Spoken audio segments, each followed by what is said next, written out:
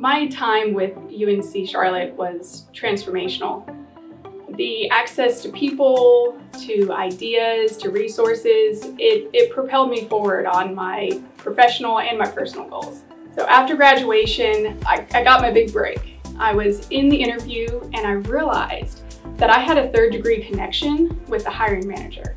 And I didn't know it, but they did. They had an employee who knew my internship supervisor. That, coupled with the fact that I had a professional certification that was with an organization that the hiring manager knew, it really set me apart. So fast forward, I'm in that role with that company for a couple years, and I want to advance. So I raised my hand about a university certificate program. And not only were they supportive, but they paid for the experience. And in that program, I had access to a mentor. So of course they helped me with course content, but they also helped me with some things that were really happening in my role.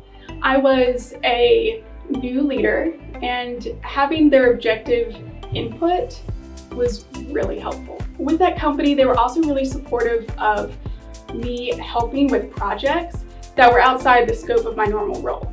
So of course I had to take care of my primary duties, but then they allowed me to help with projects that gave me knowledge in all sorts of areas. And that turned out to be really instrumental when, through a series of life circumstances, I found myself to be a non-traditional entry into the business sector. And that experience, I took it very seriously. So there were spreadsheets, there was research, there was Bureau of Labor Statistics data, and I also leaned into my network, and I had a lot of informational interviews. And through those interviews, I actually expanded my network because they gave me access to other people. I was able to uncover the skills that I needed that I didn't quite have yet, particularly in my transition to the business sector, through informational interviews, checking out different professional organizations that were related to where I wanted to be. And again, that Bureau of Labor Statistics data is a really good starting place. So then being able to see from there what the skills were for the roles that I was looking for, then I was able to look for those continuing ed opportunities.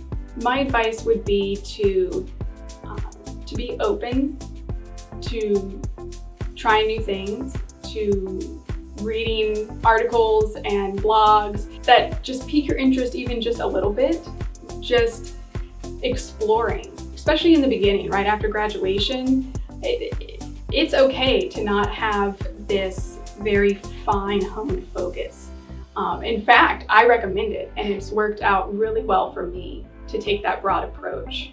And then it'll just naturally happen that you'll find that trifecta of sector or organization needs, your interest, and your skill set. And if you don't have the skills, then you look for the resources to get those skills.